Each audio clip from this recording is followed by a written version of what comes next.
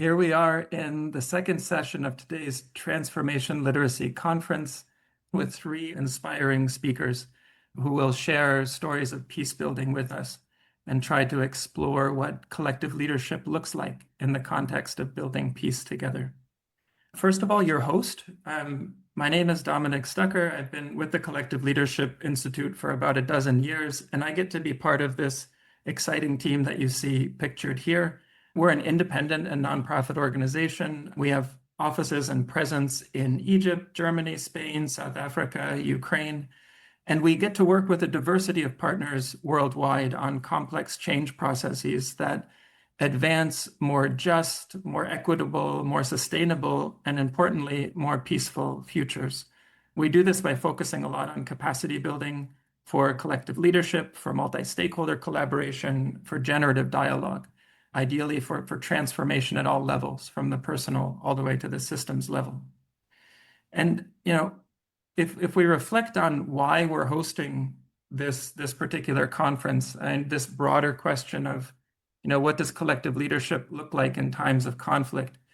This is, I would say, unfortunately, a question that we've been asking ourselves a lot more lately. CLI is being requested to work in more and more conflict-affected situations. I think all of us, if you've chosen to take part in this conference today, all of us are experiencing more polarization in the world, more fragmentation. More and more resources are flowing into conflict and war as opposed to development and peace-building efforts. These are challenging trends for us all to face, whether that's at community level, at country level, looking at whole regions, as the case may be. Ultimately, we're all connected at that global level. And as was mentioned at the end of the last session by one of the peace builders who spoke, she talked about peace building being a responsibility for all of us, because in fact, we're all inhabitants of this one planet that we call home. In looking at collective leadership for peace building, we've set three goals for the conference for both sessions. We want to first celebrate the peace builders, our speakers, and learn about their concrete cases. You'll have a chance to engage with them and ask questions of them. We'll also present and apply our collective leadership compass for trying to notice and enhance patterns of aliveness in peace-building initiatives. So how can collective leadership, even in the most challenging circumstances, still support our work?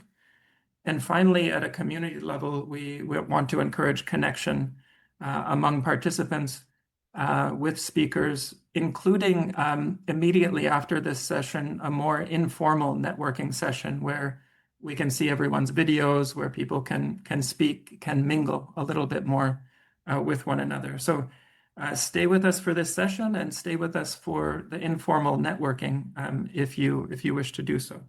You're welcome to both. This is our lineup of speakers whom we had in our first session on the left and who we get to welcome into our session now on the right. Our speakers are coming from very diverse locations and looking also at different topics.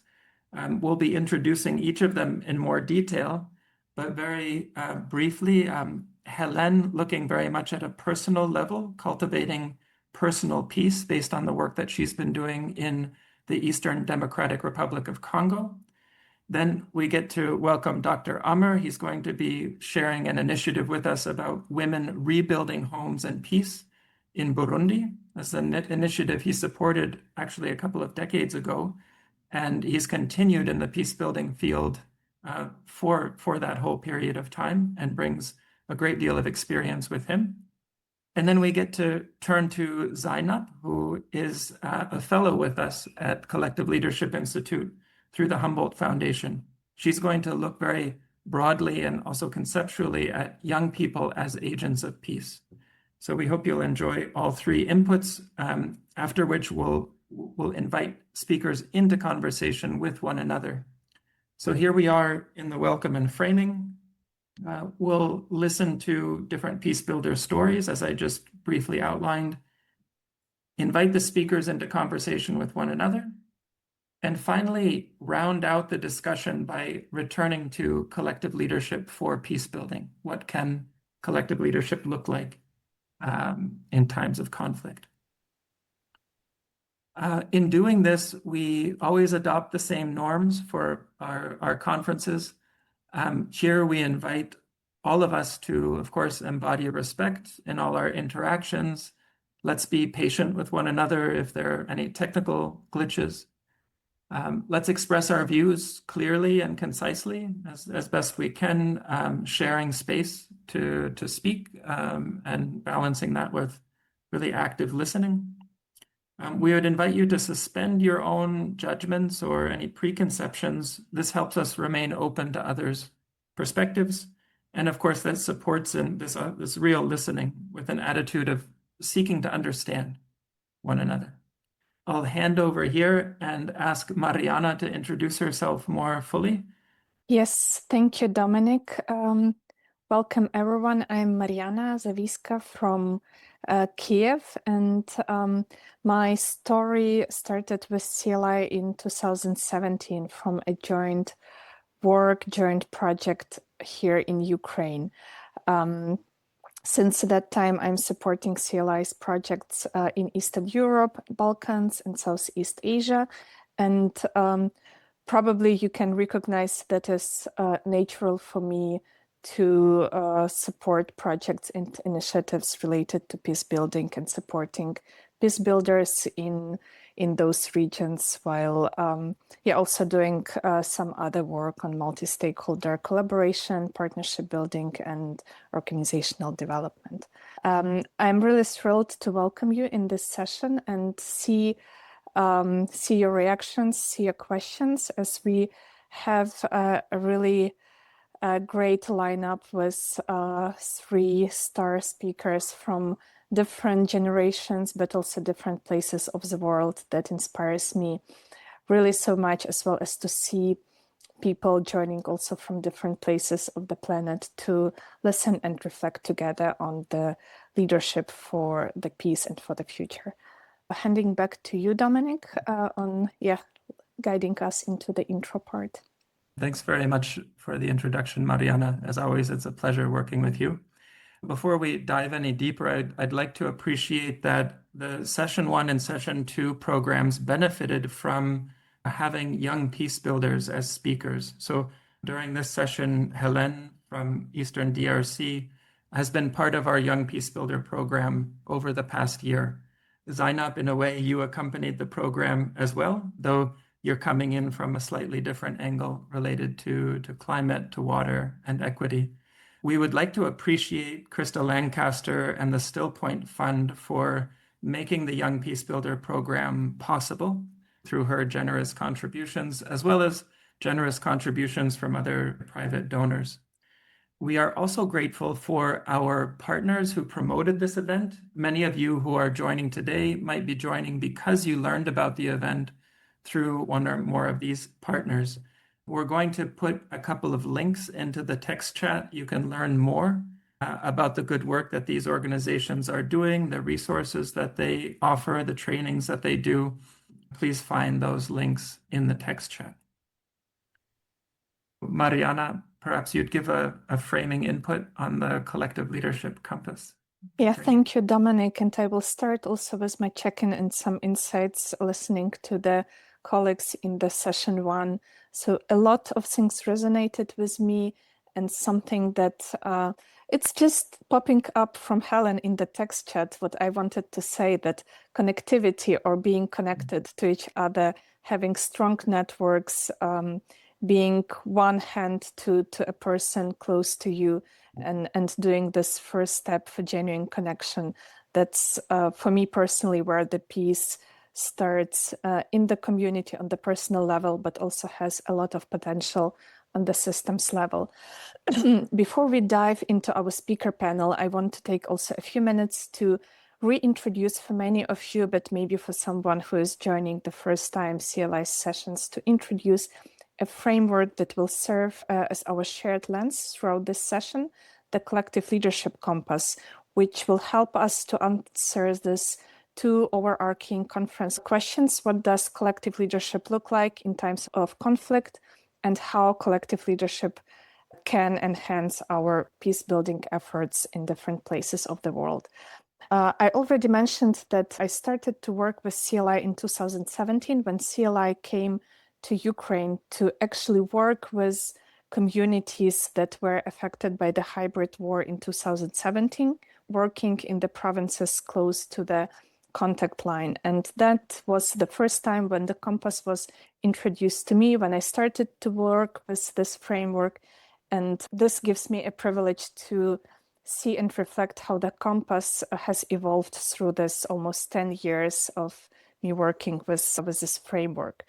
The compass was developed to help groups, organizations, networks, communities to work together more effectively towards sustainability goals, complex goals, and it maps 6 dimensions, which you can see on the slide. Those dimensions help us to reflect what makes collaboration come alive, what can bring aliveness into the systems. And today we are going to use a compass slightly differently, not just as a tool for effective collaboration or bringing collaboration, but as a lens for a peace-building leadership. And let us go very quickly through the 6 compass dimensions and some questions that are guiding our reflection on how to enliven collaborations of different kinds. So we usually start with the future possibility dimension, with a question: what inspires us to shape the future collectively? And in peace-building times, in peace-building efforts, this dimension is often one of the hardest and most essential questions. What future we are actually building toward together, what the future brings us to do collective effort, and what inspires us to do that collective effort. With the engagement dimension here, we are thinking about not just inviting usual voices to the table, but also asking who is missing, whose presence would change everything. And in conflict settings, this question becomes super urgent and sometimes even dangerous. We had these reflections I mentioned earlier when we worked with colleagues from Belarus who were endangered by the stakeholders in their own country, and engaging people from different contexts, from different sectors, may sometimes mean to push ourselves to cross deep divides in the society. In the innovation dimension, we ask here ourselves what innovative approaches exist or need to be fostered. But for the peace-building or conflict contexts, it often requires to question standard approaches, which are sometimes inadequate or irrelevant for peace-building.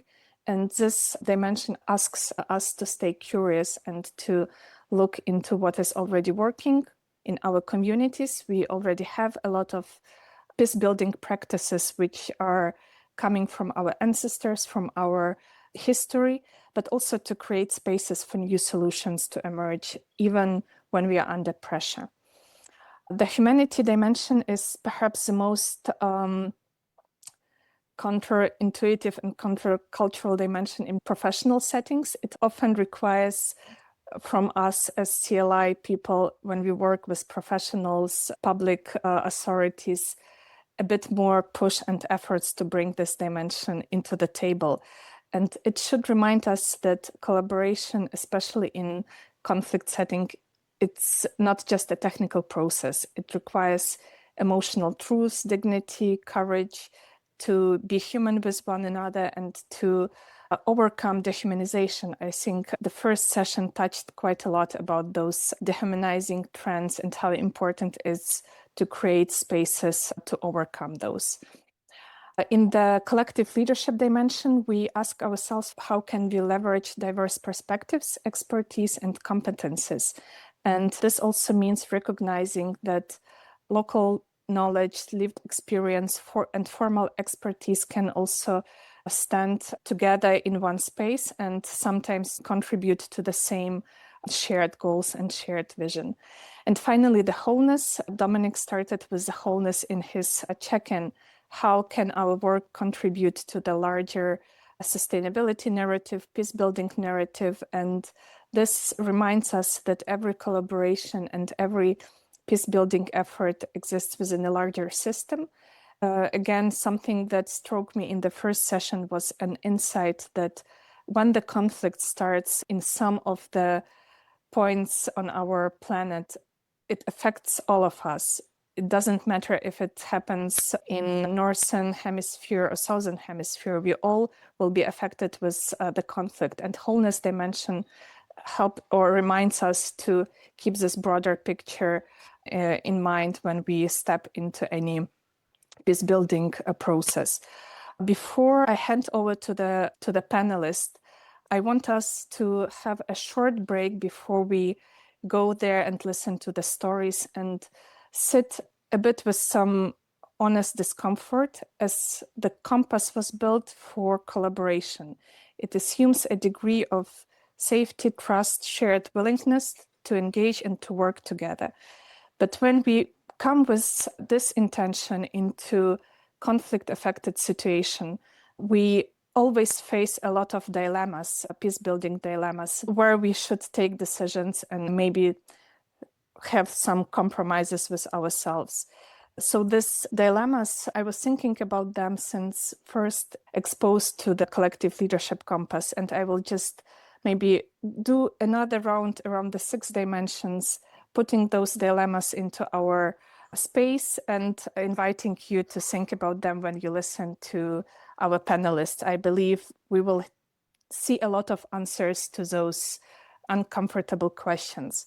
So in the future possibilities dimension, when survival is a present for a community, how do we hold a collective vision for the future? How can we stick to this collective vision? In the engagement dimension, how do we engage across lines of active hostility, fear or trauma, or even direct physical threat? In the innovation dimension, how do we foster new approaches when risk is already there and it's overwhelming? How can we create and support this curiosity when there is a lot of threat? In the humanity dimension, how do we create spaces for shared humanity when people have been actively dehumanized? In the collective intelligence, how do we honor diverse perspectives when some perspectives are held by those causing a real harm and real danger? And in the wholeness perspective, how do we connect to a larger narrative when the immediate reality is fragmentation for our community? So I really invite us to keep those questions in mind as they are real dilemmas for peace-building practitioners. I believe that our speakers will give us a lot of insights how we can approach those dilemmas on personal initiative and systems level. And I also believe that in a couple of minutes after the round of discussion and presentation, we will feel ourselves a bit more comfortable with those questions and with moving forward to a sustainable peace. As a community of people, I know that around 100 people are joining sessions today, now and in the morning and a bit later. So let's listen carefully, let's see what we've learned, and let's reflect together in, I believe, half an hour about how collective leadership can support peace building in times of conflict. Dominic, I'm handing over to you to kick off with our first panelist. Mariana, let me first thank you. I'm sitting here in Spain where I don't have the same perspective that you bring sitting in Kiev in Ukraine. The dilemmas that you name are very real, are very present in those conflict-affected areas, and I appreciate that you've brought them into this space. For our speakers, we're not expecting you to answer all 6 of Mariana's dilemmas, but maybe if we make some progress on several, that will already be a huge success. But Mariana, thank you for naming the dilemmas. We do need to do the hard work in order for peace building to really be fruitful in the long run. So with no further ado, then, we would like to move into our peace builder stories, and we'll introduce each speaker. offer her or him a chance to offer an input. Again, for speakers, would you kindly listen carefully to one another, note down any appreciations you might have, questions to go deeper, maybe some of these compass dimensions or dilemmas that are coming up that you notice or hear. For all participants, the invitation is similar. Please note any clarifying questions you might like to ask of speakers, as well as questions to go deeper into some of these topics that we've already raised. We have from around the world, we have Dr. Amr, we have Hélène Mikanda, we have Zainab Zahid from very, very different corners of the world. We're going to start with Hélène, who is joining us from the Eastern Democratic Republic of Congo, with a strong focus on cultivating personal peace, especially through nonviolent communication. Then we're going to move to Dr. Amr Abdallah, who's a bit of a global citizen with having been a professor in Costa Rica. I think he's currently in the United States, originally from Egypt, looking at women rebuilding homes and peace in Burundi. And finally, we'll go to Zainab Zahid, she's currently in Germany with us in our office, originally from Pakistan, and we'll be looking at young people as agents of peace. So I'd like to first invite Hélène to come up onto the stage. I'll stop sharing my screen here. There she is. Thank you very kindly for being with us. Hélène is a peace builder and a conflict transformation practitioner working in the Great Lakes region of Africa. CLI got to know her when she participated last year in our Young Peace Builders program. She really helped enrich the program, being one of a diversity of young peace builders from around the world.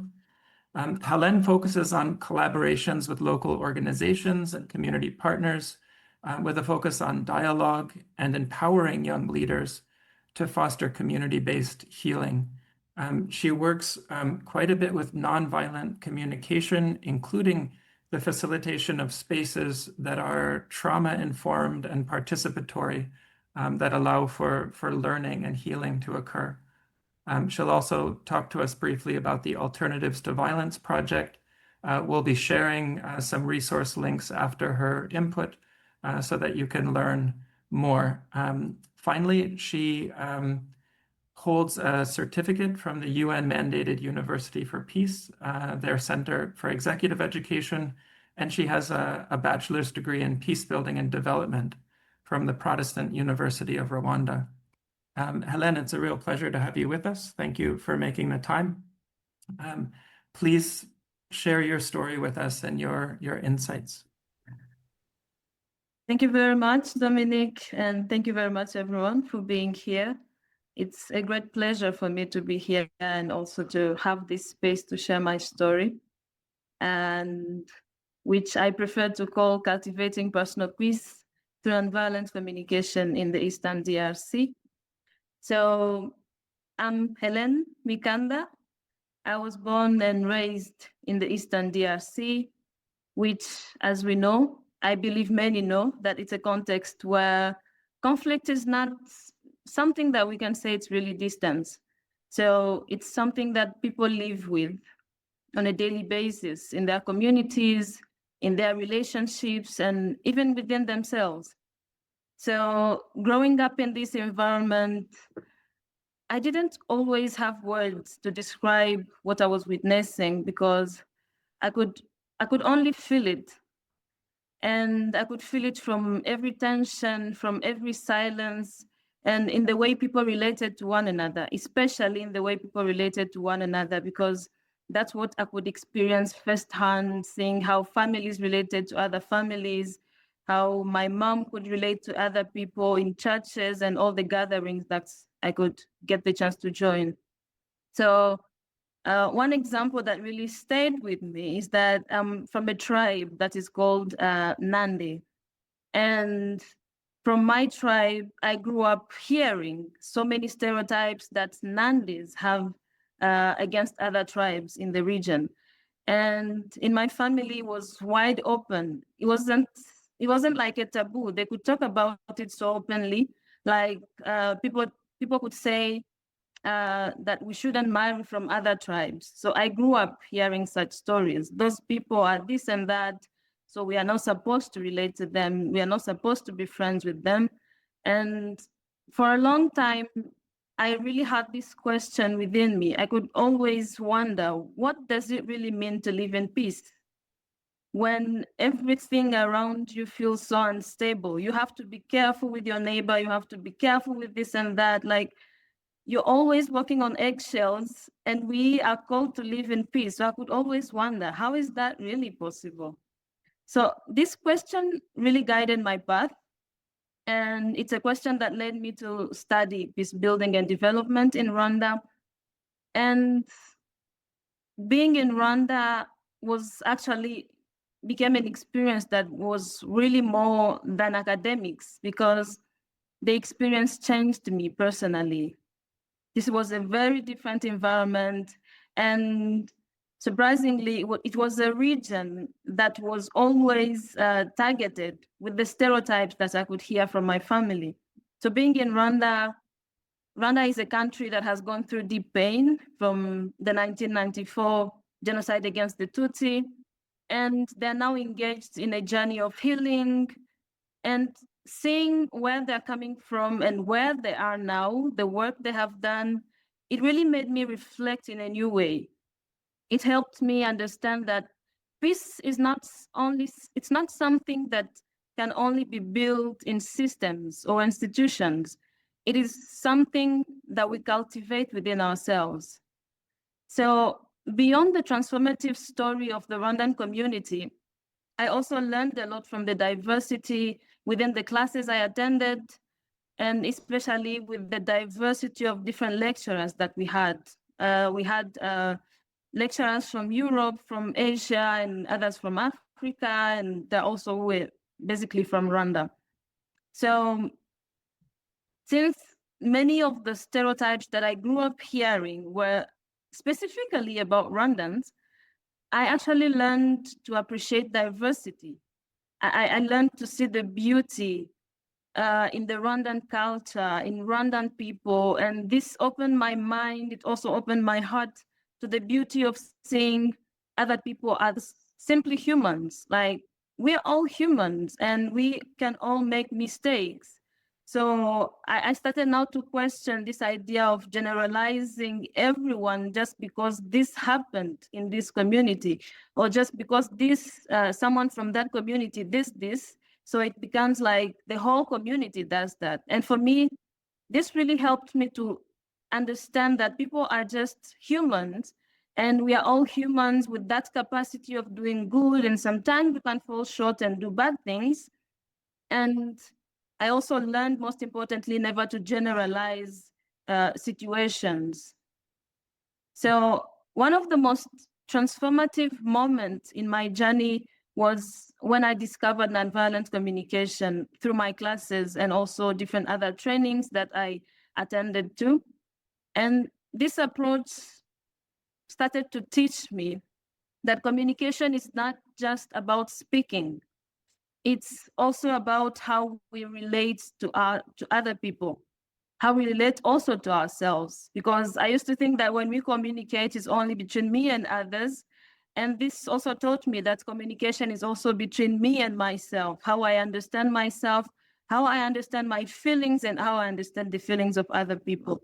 So I started to become more aware of how, without intention, we can carry violence in our words, the words that we speak. And this made me reflect back to the stereotypes that I used to hear from my family, the judgments, and in the way we listen to other people. And this awareness changed. I mean, I wouldn't say it's changed something, it's actually changed everything in me. So as I learned more about nonviolent communication, I came to understand how valuable it was for a region like my own region, where we've been affected and we're still going through violence. So I actually learned to understand how it's valuable and how it can help us try to cultivate social cohesion. So since then, I've been facilitating spaces with young people and communities where we explore dialogue, we explore empathy, we explore also personal transformation. And I've been doing this for, it's almost 4 years now. And in these spaces, I keep witnessing moments that continue to shape my understanding of peace. So one example, we were in a session of nonviolent communication. This was in Bukavu. It's also in Eastern DRC. And I remember working with a woman who joined one of our sessions, and she could often be triggered so easily. And she could express anger towards other people and also towards herself in different situations. And at first, it was very difficult to her to stay in the space, listen to other people, especially when something that is not really in relation to what she's thinking, what she's feeling. So she could have this strong reaction. And during one of the sessions and one of the exercises about empathic listening, we invited participants to pause and to identify what they are really feeling before we put them into exercises. And we told them to go in themselves and to try to guess the needs that was underneath the feeling they were feeling at the moment. And that's when something shifted for her. So she began to recognize that behind her anger, there was pain and fear, which she didn't really know. And there was a need to be heard, a need to be respected, and a need to feel safe. So she could have this strong reaction because those needs were not met. So that moment of awareness, it's actually a moment that did not solve everything for her, but I'm glad that she experienced it because I could see that as an open door already for her transformation. So from there, she started to work on herself and she started to become more aware, more conscious about her reaction towards herself and also towards other people, and building more intentional, having more human intentions before she reacts to anything that happened within herself or with other people. So for me, this was a powerful reminder that personal peace begins with awareness. I could see how at first she was scared and she felt ashamed because she could reflect back to the reactions that she has had. She has harmed people and she could think about all of that and feel so guilty. But now she had started a journey of self-awareness that was going to lead her to a journey of self-acceptance and also regulation in how she deals with her emotions with other people. Recently, there was also another session that I facilitated. This was in Goma, the town I live in. And I encountered a young man whose words have really stayed with me till now. I still have time sometimes to reflect about it. And it was in the middle of a discussion, and the young man stood and said, "I don't believe in peace." He later said, "I'm actually surprised to see that there are other people believing in peace, you know, living in this context. We were born, we have only known violent conflicts happening in our country. So how do we believe in peace? Something we've never seen, something we've never experienced." So there was a very big silence in the room. Even me, I really took time to reflect about it because that felt so powerful. And when we invited him to share more about his thoughts regarding peace, he spoke about everything he had seen and everything that he had experienced ever since he was born. The violence, the instability, the repeated cycles of conflict in our region, and seeing how this has affected how he relates to people from other regions. So for him, peace felt like it's something really unrealistic. It's not possible. That's what he said. This is not possible. And almost like an illusion, as he later expressed, saying that how can we say we'll build peace when we have never experienced it? I mean, how do we give something we don't have? That was his reflection.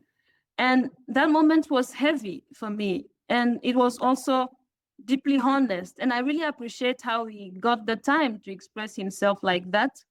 And instead of trying to convince him, because in my mind, I was like, no, this is not a moment to try to convince him to believe in peace. So I stayed with his experience and I also reflected about it. And I took time to listen and slowly started the conversation that started to shift into an agreement. And the conversation started to shift into connection, trying to connect to his experience, what he has been through. Because I was like, yeah, coming from our context, I would understand if somebody says they don't believe in peace because we have never lived in peace.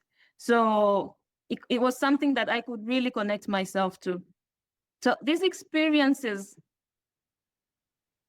this encounter really stayed with me because it reminded me that for many people, especially as young people from my context, peace is not something that we naturally believe in.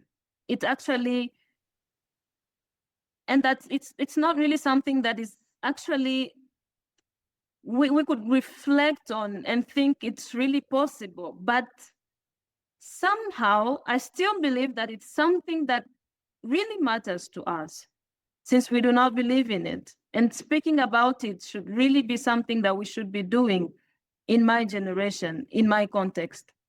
So these experiences have taught me that cultivating personal peace is not something that we can take from peace building as a whole. It's actually something I believe that is the foundation of peace building.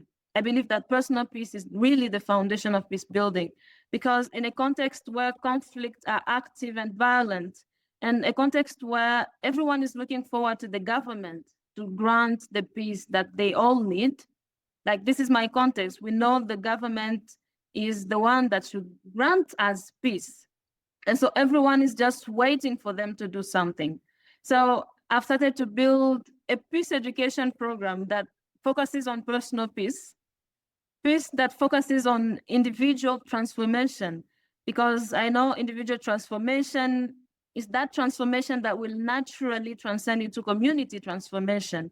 As I believe, well, I don't deny the responsibility of the government in building peace, but I still keep that personal peace at the center of it all, at the center of peace building, because I believe that this level of peace is as much as an individual responsibility as it is also an individual need. So peace, I understand it as an individual responsibility and at the same time an individual need.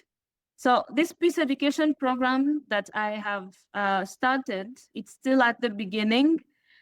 It actually aims at empowering young people and also children with peace education knowledge and skills through nonviolent communication and also the Alternatives to Violence program. And these two approaches, because I've taken my time ever since university, I've learned these two approaches. I've become a facilitator in them, and I've seen how they foster sustainable peace building through conflict transformation. And it really focuses on the individual transformation first. So through nonviolent communication today, when I think about peace, I see the way we listen to ourselves, I see the way we listen to other people, and I see the way we choose how we respond, even when the moments are really difficult, even when things are not going our way. So I don't only think about the absence of war when we talk about peace. I think about the courage that it takes to remain human in the face of pain. And when I say this, I think about my context. After everything we've been through, I can still see people who are choosing to be human every single day. They choose to react in a human way. They choose to preserve these human values that we all share in the community. And it is through these small intentional choices that I believe we can begin to build a more peaceful community, even in the most challenging context. So, yeah. And I would just conclude by focusing on what I said, saying that peace is an individual need and also an individual responsibility. Thank you very much for listening. I really appreciate it. Wow, that was really rich. Thank you, Hélène, for the contribution. You took us from young people who do not believe in peace, emphasizing that peace starting with personal awareness, also the importance then of trauma-informed approaches. And I loved what you said about conversations that shift toward connection. Like how do we get to that point and have what you said, the courage to remain human in the face of pain? That's very profound what you're sharing with us from your experience there in the Eastern DRC. My colleague Guillaume is going to share some additional resources about nonviolent communication and alternatives to violence program that you mentioned. Those will be in the text chat. We do, if you have any clarifying questions for Hélène, we can take clarifying questions. But we're going to, after the other speakers have made their input, we're also going to get into a deeper conversation. So at this time, we're really just thinking of any clarifications, any misunderstandings. I don't see anything in the Q&A at this point. Okay. All right, good. Then Hélène, thank you again. We're going to keep you in the meeting. I encourage you now to listen to Dr. Amr as we invite him to come onto the stage. And then after that, we'll go for Zainab. Mariana, I think you wanted to introduce Dr. Amr. Yeah, I will take a second once again to say thank you, Hélène. I got goosebumps when listening to you, a super powerful input. With Hélène giving us this foundation on individual level, we are moving to Dr. Amr. Dr. Amr is a professor at the United Nations mandated University for Peace in Costa Rica. So the already privileged to have one more person related to the university in our session.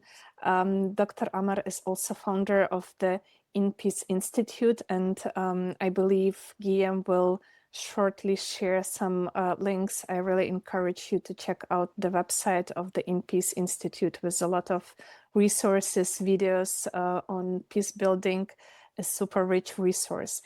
Dominic already shared that Dr. Amr is a kind of person of the world, being born and receiving his degree in Egypt in 1977, was an 8-year law practice there, and then moved to United States and obtained his PhD in conflict analysis and resolution in George Mason University. Since then, Dr. Amr has been teaching graduate courses in conflict analysis and resolution, but just to give a bit of the anticipation, we won't have an academic input. I'm happy we will have a very practical input rooted in decades of work on conflict resolution and peace building Dr. Amr did in different countries across the world. So thank you for Dr. Amr for offering us your time. And I am super curious to the presentation, which should give us a very rich input on both women leadership in peace building, which is a very dear topic to me, but also cross-generational perspectives on peace building. So we will listen to the presentation of the project Women Rebuilding Homes and Peace in Burundi. Dr. Amr, the stage is yours. Welcome. Thank you so much, Mariana and Dominic. And what a great opportunity to share and to be in the presence of such a wonderful group of people. And it couldn't be better with coming to speak after Hélène spoke. And I agree with the beautiful comments about her passion, her sincerity that comes so clearly in how she spoke. And just so happy to hear you, Hélène. And it's just really fascinating that the story I'll be sharing is coming so close to the same part of the world where you are from, and the story that you shared from Rwanda and from Eastern Congo. I will, of course, I have been introduced enough, so I don't need to go further about it. But again, the connection, the generational connection that I am seeing here is touching. And I think it relates directly to what I'll be talking about in my story. It's no secret probably that I met Dominic over 20 years ago at University for Peace. And then Helen was in one of my classes maybe a year ago or so. And to see this connection that, and all the three of us are here, one is organizing, one is a co-panelist. I couldn't ask for a better arrangement. So thank you, all of you at CLI for making this happen. I, as mentioned, that I am fortunate that I started build a career in the field of peace and conflict resolution, which was not the plan. I was a prosecutor in Egypt, and then I somehow stumbled over peace and conflict resolution, and I decided this is it. That's what I want to do for the rest of my life, and I have no regrets for having switched my career. And one good, I would say, reason not to regret what I did is it gave me the space to travel the world, which was one of my dreams when I was a child. So I traveled to more than 70 countries. But also, it wasn't just a tourism travel. Actually, that was less of my travel. More of my travel was to go to places that just came out of conflict, in the middle of conflict, in the process of rebuilding peace. And when you meet people at that level, very similar to how Helen described the experiences of going from DRC to Rwanda, is to start to experience people and to see what they deal with at a personal level, at a community level, and to realize the struggles, the pain, and the opportunities for transformation. What a time to meet people and to learn from their experiences and to make this part of shaping who you are. And this for me has been so rich, and I wouldn't trade it for anything else. It was in this context that I would go to different places to do training, research, evaluation, teaching, that I went to Burundi twice, actually. And I'm sure many of you know, Burundi is in a small country in the center of Africa, so close to Rwanda and to DRC. The same dynamics that happen in the three countries influence each other. It is one of those good lessons of geography and how the fact that you happen to be close to each other, even though you are separated by nation-state borders, but there are other underlying dynamics, ethnic, tribal, cultural, religious, you name it, that influence that whole region, no matter where you are across the borders. And it was in this context that in the 1994 and so on, that a lot of the violence that was committed in Rwanda is actually was initiated in Burundi, and then it spread also in Burundi. Perhaps it did not take as much international attention as it did in Rwanda, but the same disaster happened, the same pain, the same destruction, the same dividing of communities. And that was the story of Burundi as well. So I went a couple of times to do evaluation of peace building programs in Burundi and Rwanda later. And in Burundi, there were several impressive examples of rebuilding peace. But one story that really stuck with me was about how women initiatives that were conducted by an organization that works for peace building. And I'm going to share some slides now. Probably many of you heard of it before. It is, can you see my slides just to make sure? Okay, great. So one organization that has done work in different parts of the world on peace building is Search for Common Ground. And Search for Common Ground was in Burundi. And by the way, this image I see here of Burundi, and behind that is Lake Tanganyika. And I still remember that when I saw that lake the first time, and from the top of a mountain like that, I was so impressed by how beautiful this looks. And so the other side of that lake is actually DRC. And to see this beautiful image, you wonder, how did they go through hell 2, 3, 4 years before? It was really shocking. And when you see the beauty of the people, the peacefulness with which they carry on their life and go about their life, it was really difficult for me to comprehend how 4 years ago this place was impossible to live in. Every neighbor was killing their neighbor because of different factors.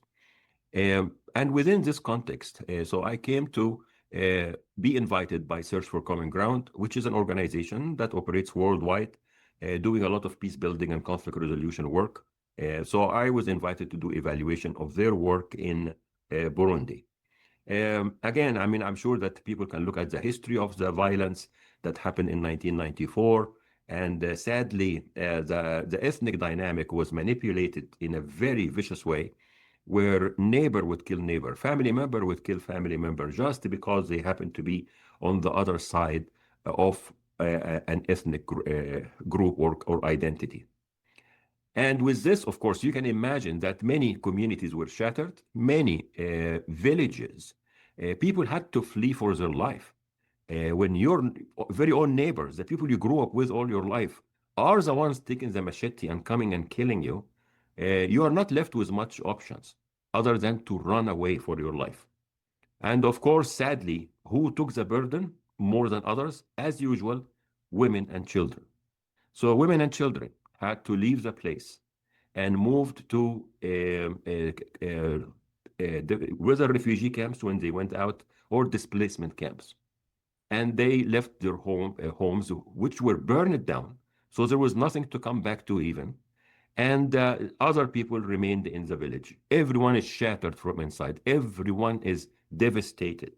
Whether you are the one who stayed in the village looking at ruins around you, or you are one of those people who is now forced to be outside of your home and staying in one of those displacement camps or refugee camps. And this was the story for good 3-4 years. And as things started to calm down, as we know, in the process of peacemaking and peace building, there are different stages. And maybe when there is a stage when things calm down, I cannot call that peace, although for some people this is peace. But at a certain point, just to silence the guns, to stop the violence, and to get people to start to think, how can we do something to correct what happened? It's a very critical stage because it can erupt back again to violence, or you can start to build on it. And it was at that point that we went to assess some of the peace efforts that were conducted in Burundi. And one of the approaches that was taken by one of the sectors of Search for Common Ground, which is a women's center, was to actually try to help the women and children and the men who fled their homes to go back to their villages. And that's obviously was not going to be an easy thing to do, because those people imagine, I know that you, my neighbor, you killed my spouse, you killed my children, you burned my home, and vice versa. How can I bring us back together and to try to do something? So the program or the initiative that was established by the Women's Center of Search for Common Ground, which was called the Positive Solidarity. And I do have a report on it in my evaluation report. And I'll be more than happy to share the entire report with Dominic and his team, if anyone is interested. So they actually had this ambitious plan of, can we try to bring back those women together and to slowly work through a process of healing. And I think that goes back to what Hélène was talking about, recognizing your pain, understanding what you have dealt with, your anger, your frustration with what happened, and the grievances. And then at the same time to try to look forward. And it is not an easy personal journey for any of those women. So the people from Search for Common Ground and the Women's Center, they knew that they need to be careful how to approach this. So and here also is important, it's an important dimension to think about how to make use of the cultural context and to understand the sensibilities of people in different settings. The leaders of that center, Women's Center, were from Burundi themselves. They understood the culture, the people, what can connect them together, especially after a vicious violence like what happened. So through a careful process of asking women to come for meetings. And they started those meetings with just trying to get people to sit at the same place without violence erupting. And that took a lot of, I would say, I call it, by the way, now, the AI of peace and conflict. And by AI here, I don't mean, of course, artificial intelligence. No, I mean artistic intuition. And I find that this is a critical piece of how we do our peace work. Yes, we need to be methodical about how to collect information, do conflict analysis, and so on. But ultimately, what am I going to do with all this information that I collect methodically? Well, I have to really find that intuition and that art that will allow me to develop a peace plan that will work well in a certain situation. And I think that's what they did with positive solidarity. They would bring those women, for example, first to come and sit over dinner. And certain kinds of food that are selected that will represent community and connectedness. They will do some cultural activities, dance, music, singing, things that they know that people on both sides will connect to, because it is that bond that has existed between those people for generations. So they carefully organize those events to bring those women with all the grievance, all the pain, and half of them are sitting in those displaced camps and refugee camps, and the others are in the ruined village. And you bring them together, and slowly you start to have them at least look at each other's eye, to slowly maybe work together on fixing a meal. And through a careful process, as I mentioned, they started to help them to talk about what happened and to start to think about how can we move away from this? Do we want to stay where we are, or do we want to move forward? But moving forward, big part of it meant what? That the women and the children and the men who had to leave their homes need to come back to their community. That became such a big symbol of reestablishing peace. Is that if I am out of my own home and I no longer have a home, the home is already destroyed. So what can we do to rebuild those homes so that all the people who left can come back, and then come back with a new understanding of each other? And this became the core of Positive Solidarity program, where the whole focus was on how can we rebuild those homes. By the way, this is me 25 years ago. And with the group of people who worked on actually on another project that was in Rwanda, actually a year or two after.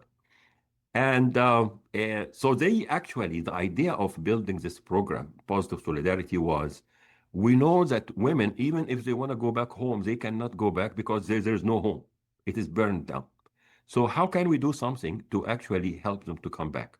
So they worked actually with different organizations and different businesses. Some businesses who have building materials, and they asked them to donate some of those materials. They asked donors to provide some support financially.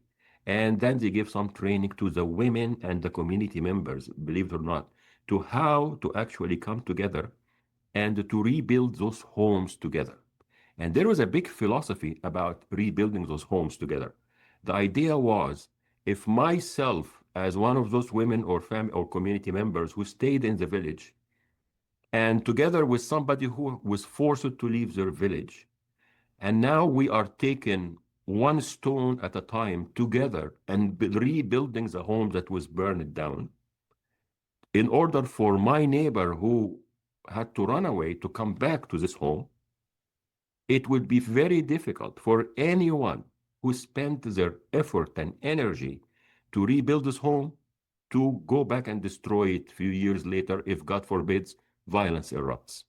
The idea was that through rebuilding homes together and with your own bare hands, women and men and children, and with the support of the community and the businesses, then probably it will be very difficult to go back again to what happened a few years before. And they actually succeeded. I mean, it was fascinating to go there. I have to say that with all the trips I have done worldwide, this one touched me the most, perhaps. To see the actual homes, the home behind the group of people is one of those homes that have been rebuilt. And those women standing there are among the women who actually worked so hard and those children and men among the ones who actually worked on building those homes. And the women started to come back, and the families coming back to their own very homes that were rebuilt. Villages were being reintegrated again, and life is coming back as it was before the violence erupted. It was so touching to see this story. But I have to say that one thing that really stuck with me in this whole process was the smile on the face of those children. I am so fortunate that this picture was taken again 25 years ago or so, or even more. And when I look at the smile on their faces and look at their context, look at what they are dressed with. I mean, obviously, they are living at a very basic level, if I want to say. And they are deprived of a lot of what we take for granted as necessities. They don't have any of that. But they have a smile that I think any parent, any sibling, any child would love to see, that their own children have a smile like this on their face. And I still, until today, wonder, how can they have this smile on their face despite everything they have dealt with? And so far, and in my thinking and process of learning about myself, like Hélène said, I believe that children have a level of resiliency that we are yet to explore enough. And those children, probably we were born right after this violence erupted, or maybe were born in the middle of it, but they were too young to understand what was happening around them. Those children, with this smile on their face, they carry the hope that they can rebuild their communities based on new understanding of each other. And if they were at this age, seeing how the community members came together to rebuild homes, and they saw a new community being rebuilt, and that they go back to their homes, and now they have the neighbors, they are seeing the world from a different vantage point compared to those who saw it when the homes were being destroyed. And if we can build on this, then I can imagine that taking advantage of the generational adjustments that happen and the power of resiliency of those children can be a big factor for peace. And this is where also I think I coincide so much with Hélène. Peace is not just about diplomats sitting together and government officials sitting at a table negotiating and talking UN agreement and who's going to sign and all the legalities that go with an agreement. This is important, absolutely. However, I think that a big part of true peace, lasting peace, sustainable peace, will happen at the level of those smiling kids and how they will relate to each other and how they will create a new reality for themselves. So for us as peace people interested in peacemaking and peace building, I believe that it is a big part of what we do is to see how can we work with those very kids and women and men in their communities. Back again to that, I'm so happy that Hélène spoke before me, because it will come back to, we need to do this work at that very personal level to make sure that we will see a true transformation that will last. I think I'll stop here and really looking forward to a discussion with everybody. And thank you again for the opportunity. Thank you, Dr. Amr. That was, again, a very powerful input. And I'm really happy we already are having conversations and exchanges between the panel inputs. So you reflected so much on Helene's presentation and Helene's experiences linking to what you observed in Burundi.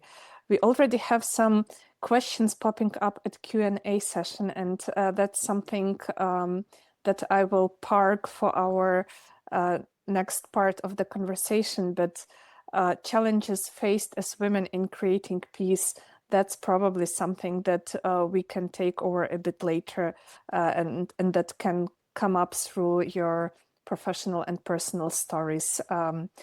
Thank you once again. And Dominic, handing over to you to present our final speaker for this session.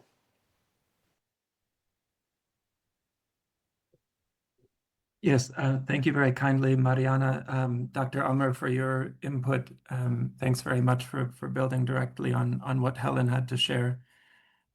We're very much looking forward to our third and final speaker. Let's invite Zainab Zahid to the stage, please. There she comes now. I mentioned that Zainab is an International Climate Protection Fellow through the Alexander von Humboldt Stiftung or Foundation. CLI has the pleasure of hosting her for this year, where she's supporting CLI's work broadly and also doing research on climate, water, and equity topics in her native Pakistan. She's also worked with the Global Resilience Partnership with the United International Federation for Youth for Water and Climate. She holds a master's degree in environmental science from the National University of Science and Technology of Pakistan, and she's already certified as a collective leadership specialist. Zainab, it's really special to have you in our office in Germany and to have you already jumping in only after a few weeks as a speaker in our 5th Transformational Literacy Conference. So we'd like to give you the floor now to bring in this focus on young people as agents for peace. In a way, that's what Amr ended with. Let's see where we can go with it. Over to you, Zainab. Thank you. Thank you so much, Dominic. Hi, everyone. So I think the speakers before me have shared their personal stories from their personal lives as well as the work that they have been doing with communities. So mine will be kind of, putting everything together from a bit of like conceptual lens and looking at things of how we can do things. What are the, let's say, tools of looking at, peace from a climate change perspective. And coming from also youth activism space, I think throughout my professional work, since my bachelor's degree, I have been involved in climate activism. So we'll be sharing a bit of like learning from that space and also like a few questions of how we are doing things and how perhaps we can do it differently, more of like on a nudging side. So Dominic, if you could please share the presentation. Yeah, I'll do that. Yeah, and while Dominic shares the presentation, just want to share that there is no right or wrong to what I will present. So it will be more of a collective thinking and brainstorming process with all of you. I've just tried to like put my experience together and put it in a conceptual manner so that we can understand how peace emerges in the climate space. And my presentation is titled as Young People as Agents of Peace. So maybe let's try to think about it because it's a powerful term when we call young people as agents, but sometimes it also appears as something which is too mainstream because we hear these terms very often in the youth space, or maybe also when we are trying to coordinate or collaborate with other stakeholders in private public sector or around civil society. So sometimes it may appear as a vague term until we materialize it and actually see what do we mean and how do we materialize young people as agents of peace. Next slide, please.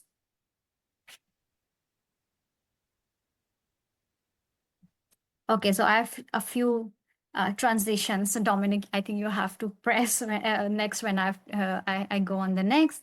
But yeah, now rethinking about peace, and I'm glad that this point actually appeared in other presentations, especially in Helen's presentation and also in the session before. So one question that usually appears whether peace is just the absence of conflict, because that's what we see in mainstream discussions. So whether everything is peaceful when things appear to be calm, because usually we assume peace as something which is there in presence, in absence of conflict, or maybe when there is no violence or no visible tension, and things appear to be stable. But in our societies or in many societies, generally when things may appear stable on the surface, there might be hidden realities to that which often get ignored. There might be some existing patterns, underlying tensions or trends, maybe some governance structures, let's say, or the structures through which, generally humans operate, some unresolved issues, or maybe, mental models through which we operate our belief systems. So all these, kind of hidden values or hidden factors do contribute to, what should be conceived as peace. But we often ignore these factors when we look at peace and conflict debates, the mainstream debates in our societies. Next slide, please. Now let's take a step further. So these are some images of how the activism, climate activism, looks like. On the top left, you could see two activists who actually threw a soup on this very famous Van Gogh's painting somewhere in London, and then they got arrested. So it was a way of letting their anger, pouring their anger out, a way to kind of a way to show a form of their activism, let's say. On the right top, you could see some activists blocking roads, which then attracts the media attention, which attracts attention from, the local authorities, local governments. Similarly, on the left, bottom left, you could see a picture where young people are protesting, and they have different, these slogans to advocate for what they stand for. And then the last picture is of an elderly man who is, this is like one very famous movement. I think this picture is again from central London, where they were painting all these famous buildings in orange to protest against fossil fuels, essentially oil. These pictures might be uncomfortable. They might feel disruptive, but then again, I'll try to link it with the same with the first slide, whether these powerful meanings of expression are considered unpeaceful or not, because our first instinct is to label uncomfortable, forms of activism as unpeaceful because they feel uncomfortable to us. They might appear disruptive, and these are very powerful forms of resistance against the systems. So we need to question whether the way to peace or change need to be comfortable, or it might be sometimes uncomfortable. But then we also have to question whether these actions are necessary to bring that change in process to achieve peace. So again, looking at systems level, whether the business as usual situation is peaceful situation, or maybe introducing these small actions of disruption might lead to peace, which is like an actual peace. First slide. Yeah, so now I'll bring in, the role of agency here. When we talk about young people, we usually consider young people at the receiving end, not at, the end, and not at the beginning, where they are able to play their part in, let's say, designing projects, where they are seen as people with power and with agency, where they can decide things for themselves. So again, seeing and looking at young people as agents of peace, again, we need to question whether peace is always calm. Sometimes, again, it could be like uncomfortable change that, again, young people can help bring in societies, because sometimes people in position of power are so consumed by the systems that might not, be in the position to bring that uncomfortable change. So I think there comes the role of youth agency, where they can help bring that discomfort to actually reveal something which was always there. So again, a disruption might be a way. It could be like a lever to pave the way towards peace building and working with these stakeholders, where young people are able to propose something to work on. And then when we talk about young people as builders or propose the people who are proposing something, then at that moment we are able to shift power towards these young people. And as you know, as people who are there, not just as disruptors, but bringing meaningful work and meaningful things on the table, where they are also proposing stuff that needs to be done. And this is where they are exercising their agency. So here, when we see young people as, future leaders, not to, and again, when I say future leaders, sometimes it also feels a very distant term or very intangible term, which might not be able to, kind of readily materialize. But then we need to then kind of think that who are the stakeholders who have power here when we say young people as change makers, when we want to give young people that agency and power. Now, we also need to think who has the actual power, who is making decisions for us. Whether it's just about who is making decisions, or it's also about the trust building process, the way we connect with each other, and the way we kind of ensure the coexistence in the presence of different power structures.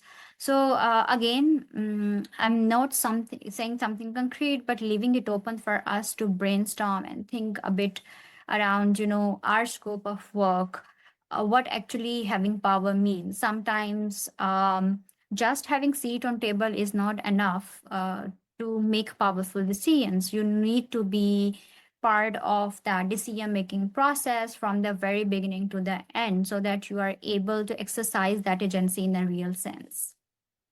Next one, please.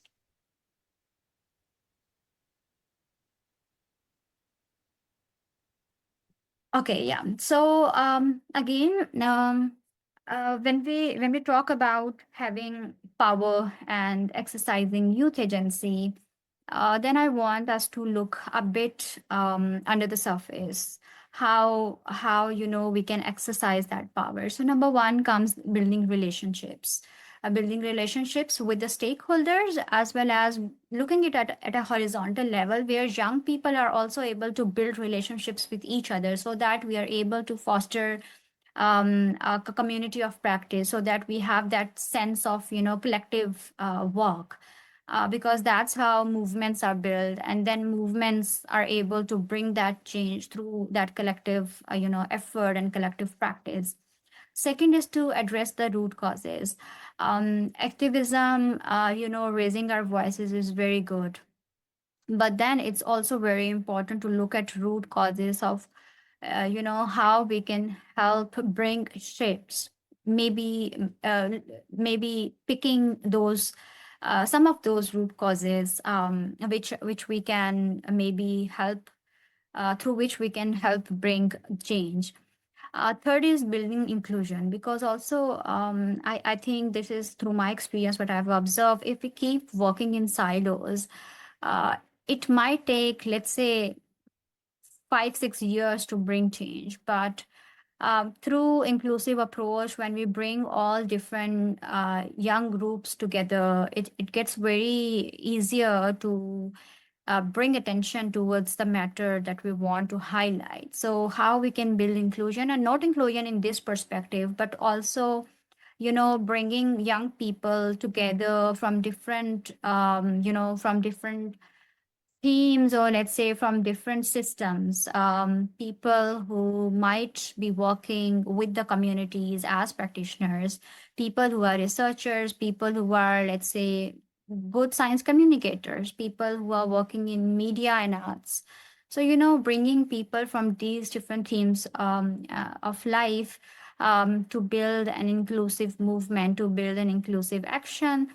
And I think this inclusion is also very important in discussions like this. We are having very intergenerational representation here, where we have, a fair representation with regards to gender. So also looking at inclusion at the root level, how, we have people from different, walks of life, so that we are able to hear their experiences and we are able to enrich our experiences, our knowledge about what other people around us are experiencing and feeling.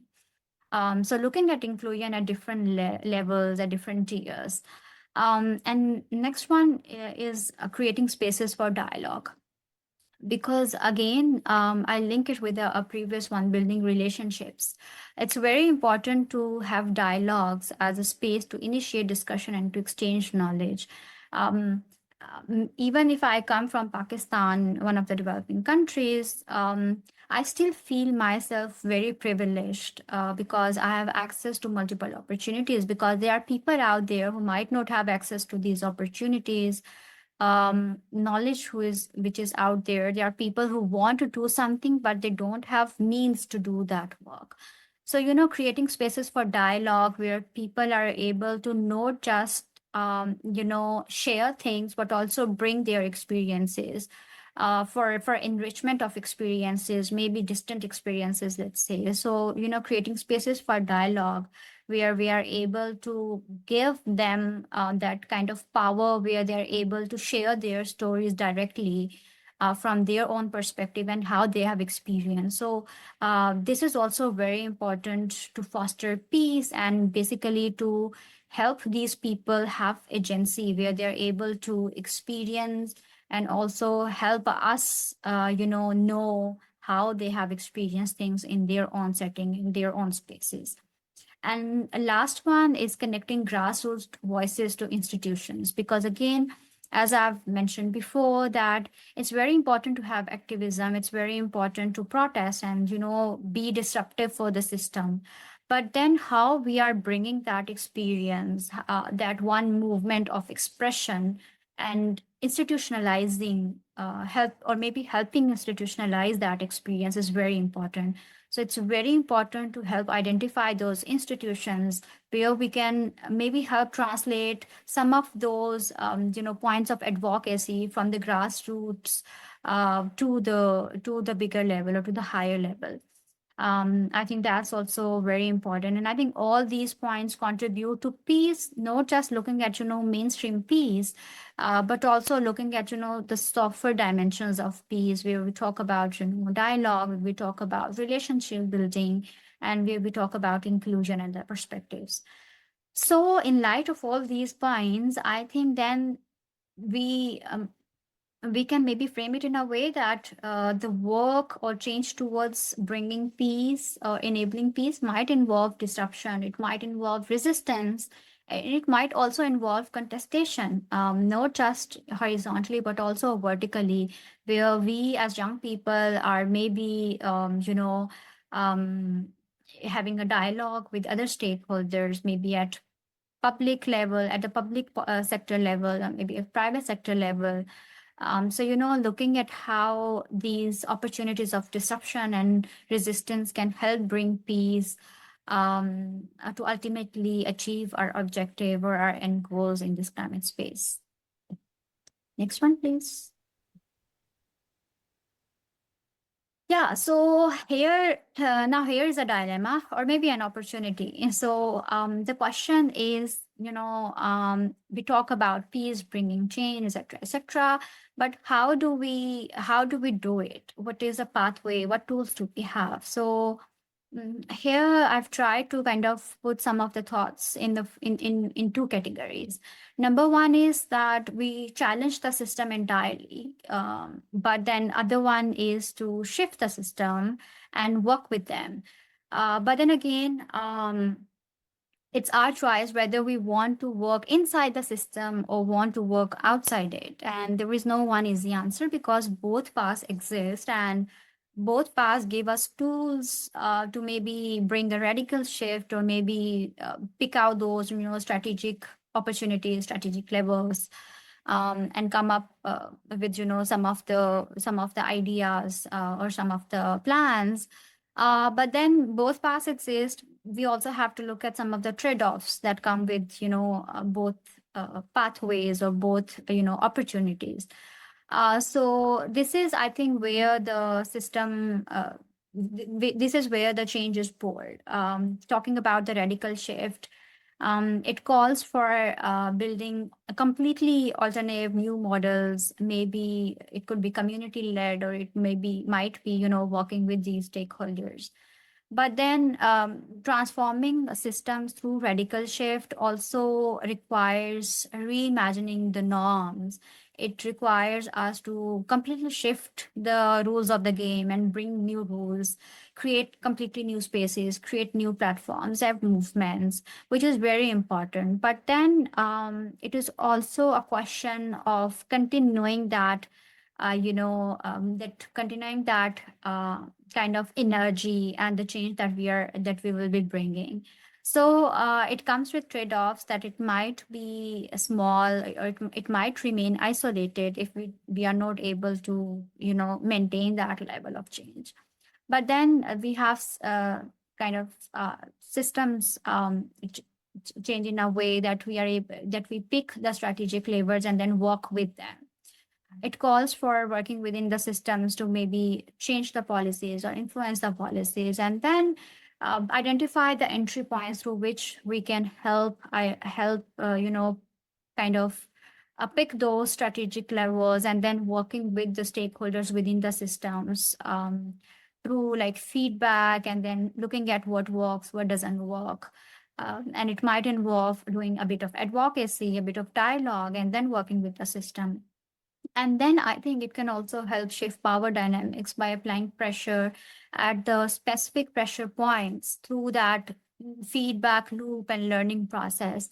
But then again, this process might involve long time. Again, the change may be slow, it may be incremental. So we need to find our way. There is no right or wrong. But we need to find our way, whether we want to both reimagine the system and then strategically shape the existing system, or how we want to do it. And I think in conclusion, I would say that again, peace is not something that we may arrive at, but something that we continuously negotiate, challenge, and then build. So it's our decision at the end of the day whether we want to see peace as a means to an end, or maybe an end in itself. Yeah. So that was all from my side. If there are any questions, answers, any reflections, I'm happy to hear. Thank you.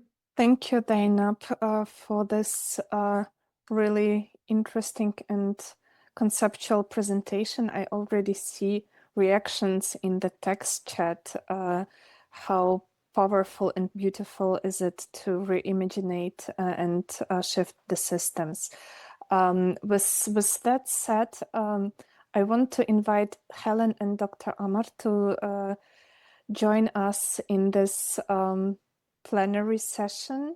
And and Hélène is also here, and maybe open up a round of reflections for speakers to share what you observed, what struck you, any insights, open questions, and then I would suggest to take 2-3 minutes for each to reflect in this one round, and then we will go to questions from the participants. And let us start from Hélène and then go to Dr. Amr, and Zainab, you would be the one closing this reflection circle.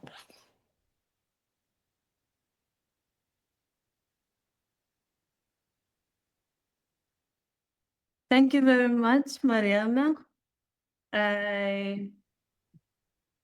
It's actually a great pleasure to have been part of this panel, and hearing from what Dr. Amr had to share and what Zainab was sharing.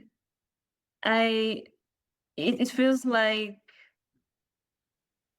in addition to my reflection of peace, And I can see that everything is really interconnected. We are from different contexts, but the way we look at peace, there's that interconnection that I could actually point out.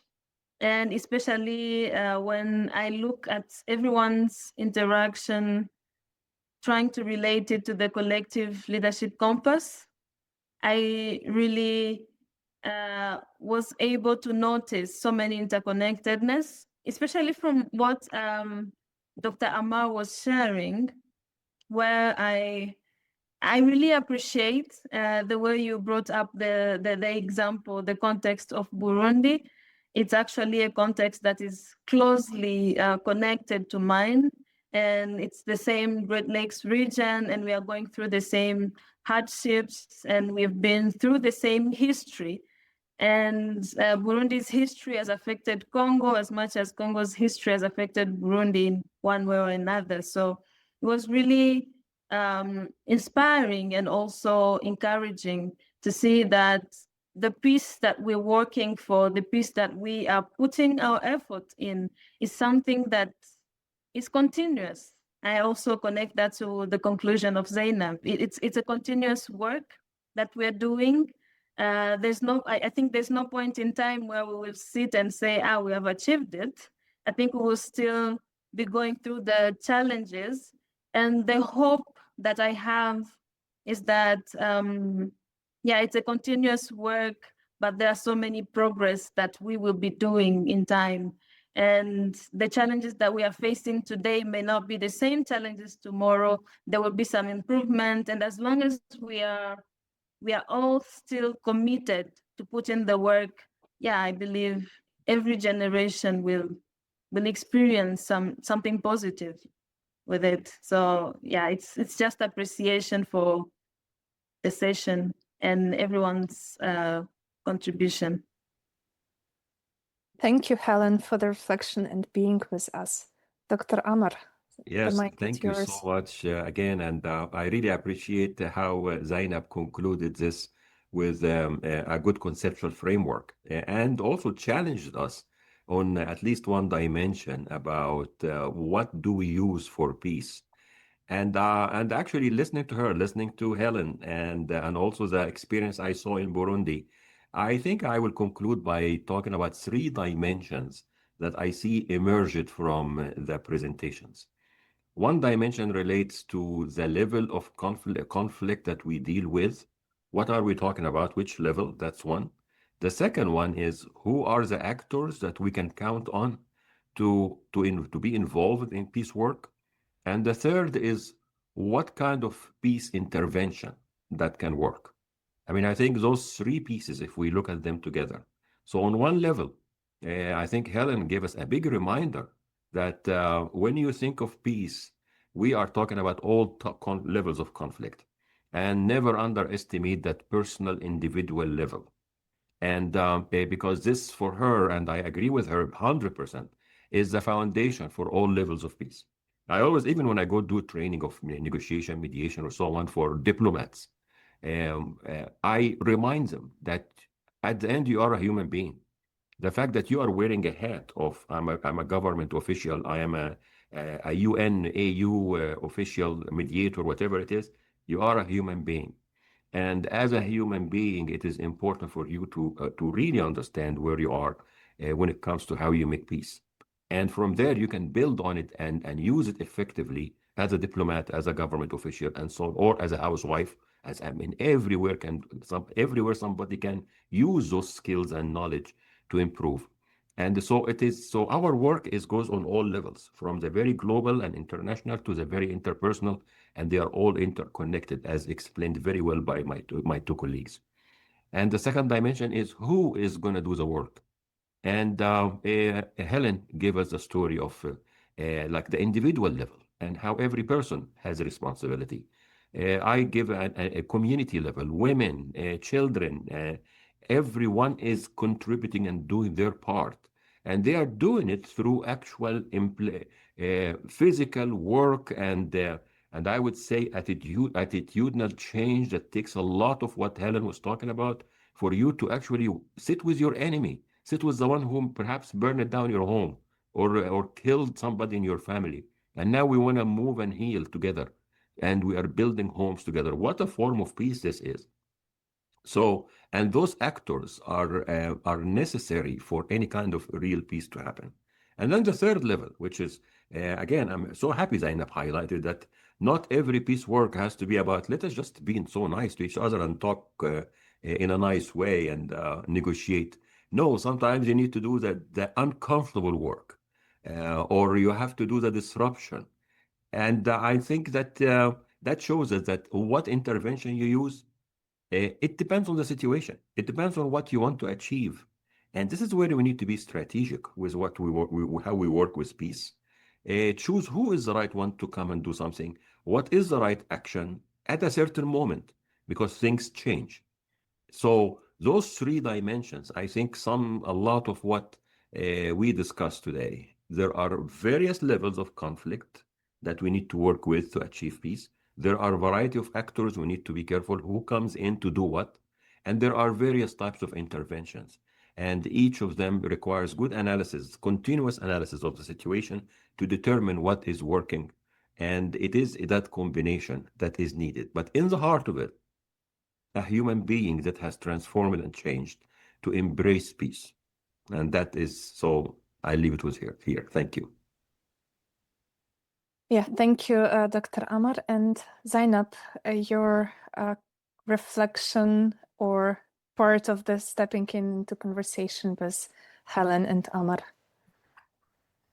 Thank you, Mariana. I think while I was trying to reflect, there are two major dimensions that appear for me. Number one is humanity, and second is engagement through like discussions of both Dr. Amr and Hélène.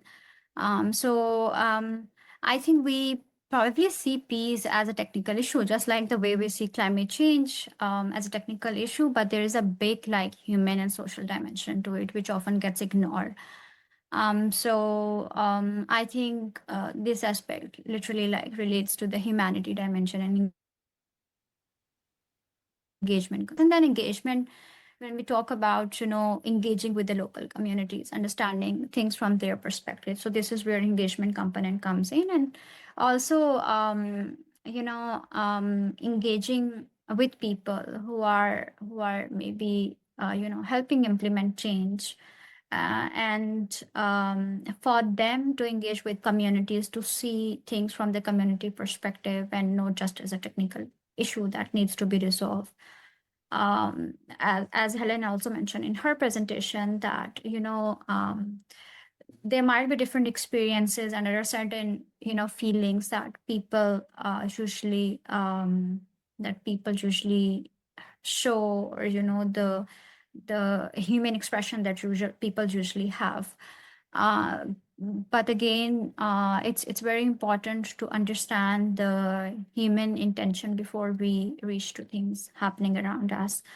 And then what I loved what she said in her presentation, that personal peace begins with awareness. So I think I would try to like put it in at different levels, like at the personal level, and then at the level of society, and then at the systems level. So if all the levels keep practicing the same thing, the personal peace at that level, at our own individual levels, and be aware of our surroundings, be empathetic. I think this is where our personal work starts from, and this is where it also ends, because if everyone does their part of work, being aware of each other, being aware of our society, and then at the bigger levels, then I think that's how we can foster peace. And it's and just one last thing, Mariana, I think it's also very important to stay with some experiences of each other and then try to reconnect, because this is also, I think, very important for us to unlearn that maybe my perspective of how I perceive peace might be very different from someone else who have experienced a completely different setting. So staying with someone else's experiences requires a lot of empathy, it requires a lot of effort. So I think that also connects back to engagement and humanity level. So it's more of like cross-cutting both themes. So I think these are some insights that stood for me. Yeah, Yeah. thank you, Zainab, and everyone in this exchange. I'm now in a moderator's trap. The conversation is so interesting and natural, evolving, but the time is really putting so much pressure on me. So I hope Dominic will forgive me that I will take a couple of minutes from the wrap-up part for continuing this conversation. And I'm really amazed how many questions we do have in Q&A and text chat. So I will pick up one question per every speaker. So then we have one round of everyone answering at least one question. And then we'll do a bit of the combination and mixturing a couple of questions and reflections for final closing round by every speaker, asking for another 2 minutes for you to wrap up this session.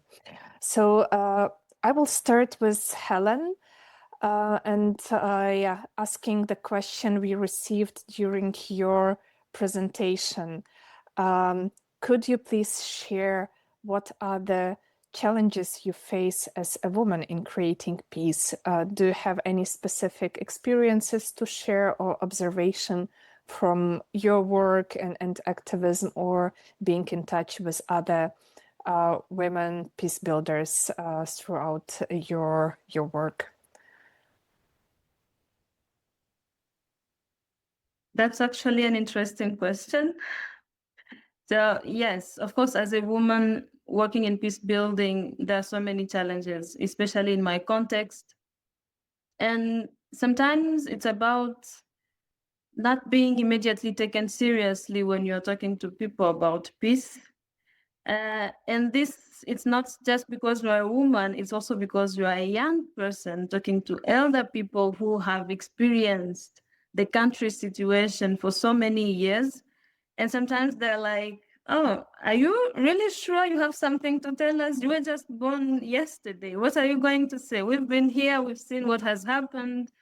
And sometimes this is a challenge when you create a safe space to have dialogue.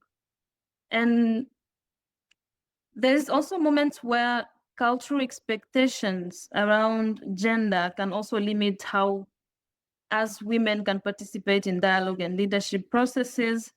But at the same time, I have also come to see that being a woman in this work is at the same time a strength. Looking at how culturally women are viewed in my culture, we say women have empathy, they can listen, they're soft and all. So I think it also shapes how I show up as a woman in the process. So beyond all those challenges related to age and gender because of cultural expectations, and also the fact that women are not usually seen. These days, there are so many improvements, but it has been a challenge.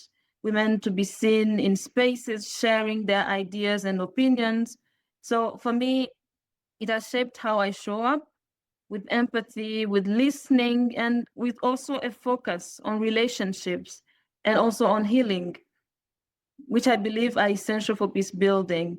So in many of the spaces I facilitate, I see how women and young girls, when given the opportunity, bring powerful perspectives. I mean, women have so many things they can share, and they pay so much attention, especially me who's using nonviolent communication, where we focus on listening to feelings and the needs, trying to find solutions on that ground of feelings and needs. I see how women have powerful perspectives.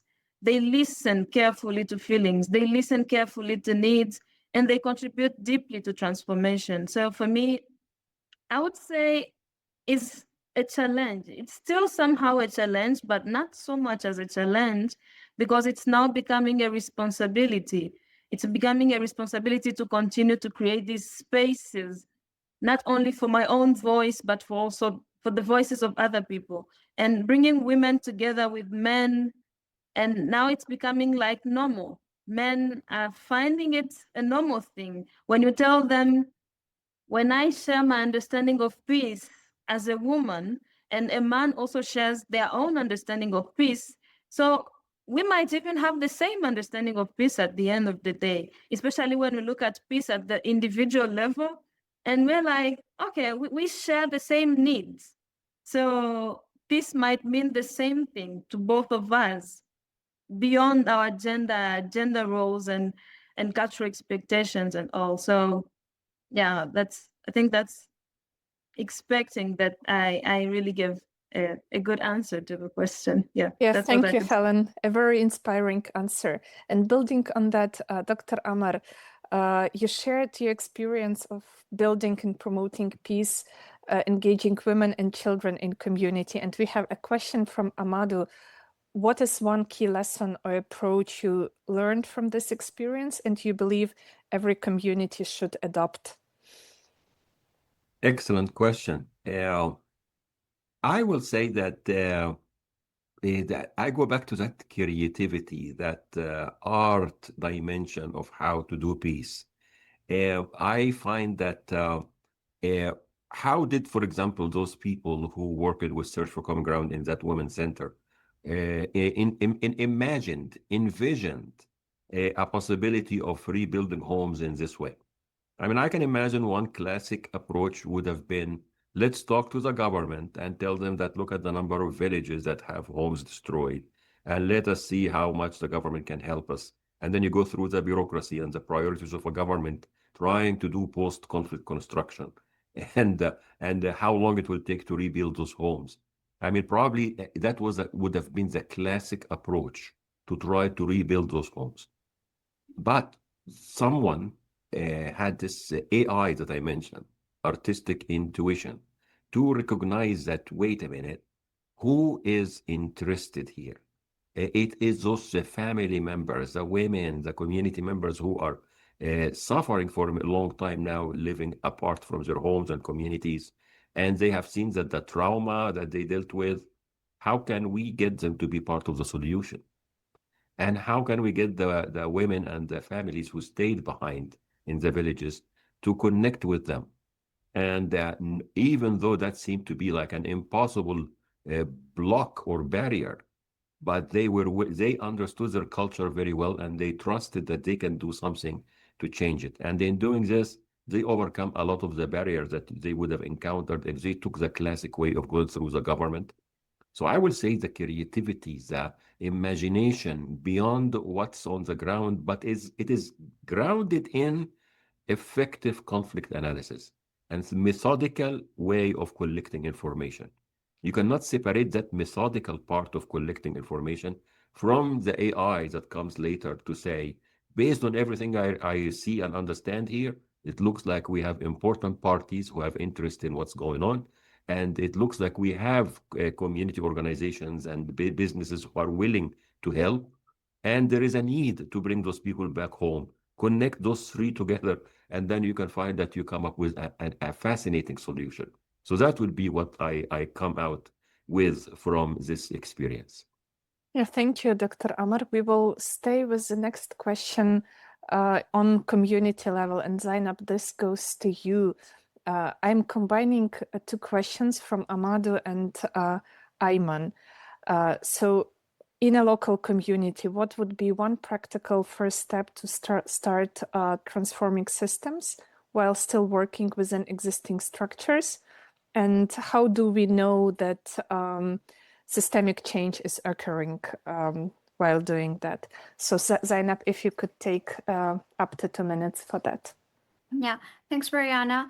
I think at the community level, it's very important to have a dialogue within community members, because usually, when we think about it at a project level, usually it's the project implementers who come to you and who do the diagnostic of your community and then implement work. But it's very important to have dialogues within yourself as a community so that you are aware of what are your needs, what are the problems which need to be resolved, and which needs need to be prioritized. So I think it's very important to start with the dialogue and know what are the entry points that you need to improve, you need to work on. Because that will then give you, a kind of information through which you can segue into the next steps. And then at the systems level, it's a difficult question. I don't know what kind of indicators would work for a specific system, and then they might not work for other system. But then I think it is very important to look subjectively at what are the parameters which we need to consider, and how, you know, systems was behaving before and how it's working and behaving after that.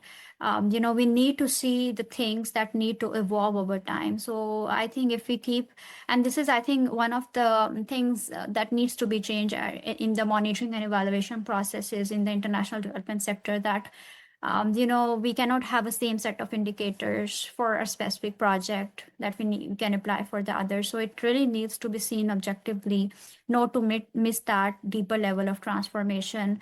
And I think how we can assess change across structures, relationships, and outcomes.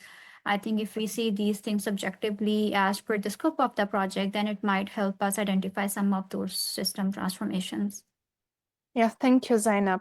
So we are approaching our final round, and I will give the microphone to our speakers for 1 minute each in a moment. But before we have this wrap-up moment from the speakers, I want to share that I was reading through the text chat and was hit by the message from our colleague Mai from Egypt, and I don't want to leave it as it is in the chat. So Mai is sharing that she's still feeling a sense of sadness, that despite everything humanity has lived through, we still haven't fully learned. Conflicts continue to unfold, and the same painful stories seem to repeat themselves across different places in the world. So Mai shares, it makes me wonder what it will really take for us to break these patterns, and how we, in our roles and spaces, can contribute to doing things differently. So I don't want to leave Mai with this feeling of sadness from this conference and from this session. And I am turning my eyes into Justin's question. So if every speaker, if you could share what is the call to action that each of you has for us to take away for this world, not to leave with the sadness, but maybe a bit of the future outlook, how we can break those patterns Mai is referring. So 1 minute for each speaker, starting from Hélène, then Dr. Amr and Zainab. Thank you very much.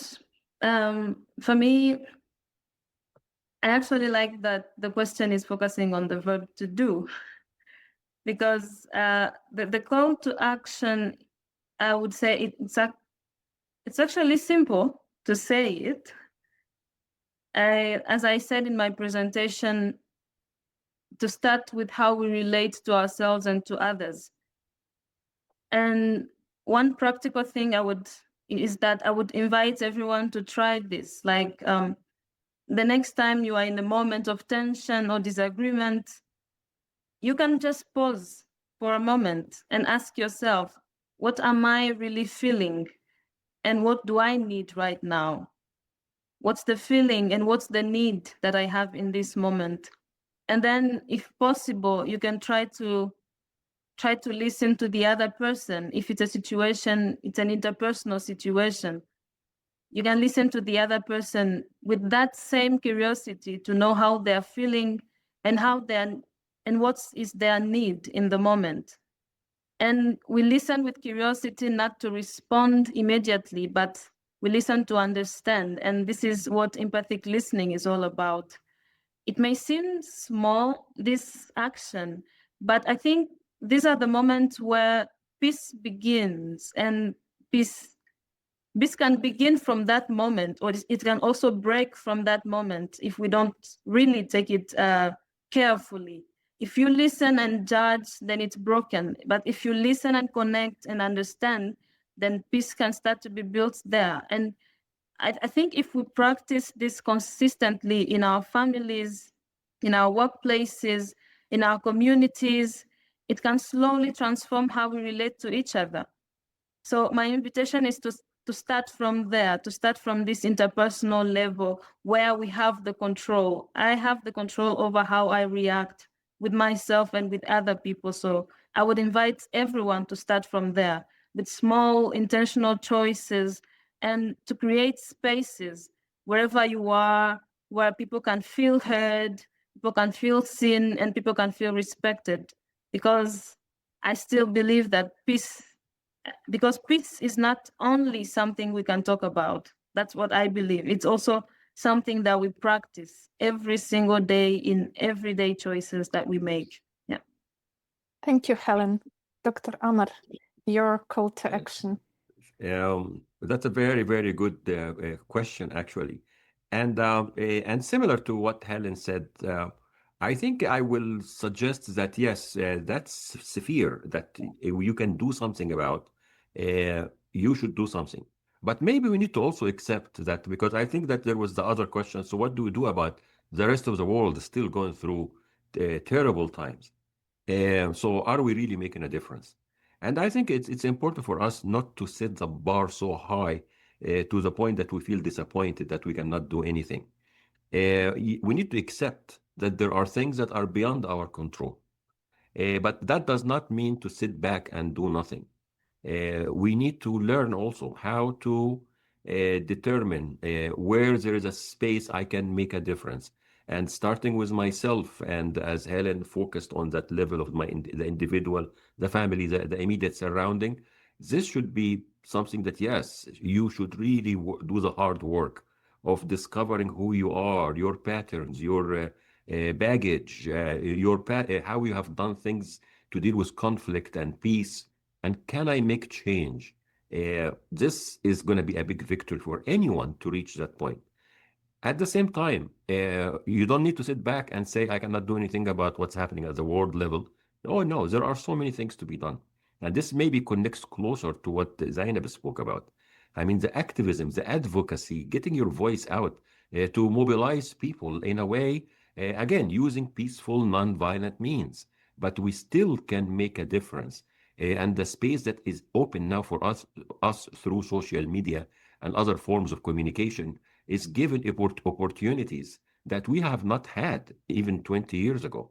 So that, again, I go back to the AI and be creative. Think about how you can make the difference on your own level, but also how I can change those big major issues. And I will say that a great part of this is to connect with humans, people across the different lines. There are peace seekers everywhere. And maybe they are not using the right language. Maybe they have not gained the spark that Hélène spoke about to transform her. And maybe we make this part of our journey is to how can I help people on the other side to develop this language, the attitude that we can connect together and discover that the issues that the politicians are fighting and getting their armies to go and bomb each other, maybe if we connect on a people level, we can make a big difference and influence them in a peaceful way. So the space is open for all of us to do a lot of things on different levels. And thank you again. Yeah, thank you for this beautiful message. Zainab, happy to hand over to you. Thanks, Mariana. I think this is a difficult question, and I'm also trapped in dilemma where I keep asking myself whether we need to do disruptive change or bring systems change. But again, as Dr. Amr mentioned, that we need to do what we can do in our, in our power and in our spaces. So that's where we need to start from. But also, I think we need to find ways through which we can help maybe, create that ripple impact where maybe impact travels and grows larger and larger. So we need to perhaps create those systems around us where we need to have those people around us so that we can have that kind of, sense of community, and through that community of practice, we can help implement, or maybe not implement, help people realize that this is something that we need to change. But there is no one right answer to it. Yeah. Yeah, thank you, Zainab. It feels like we started with dilemmas and finishing with some dilemmas. I'm really very grateful to three of you and feel privileged to support this session and to, let's say, help to bring out those messages to the broader world. So thank you once again. It was really a lot of pleasure and a lot of fun to moderate this session. And finally, Dominic was, like those apologies for stealing a lot of time from your part, handing over to you. No, I feel grateful for the way you moderated this session, Mariana, and thank you to our speakers for this real honest conversation about the challenges of peace building and also the opportunities. I think our participant questions enriched the discussion really significantly. I really appreciate the questions also being genuine and clearly coming from a place of care. That's really exciting to see.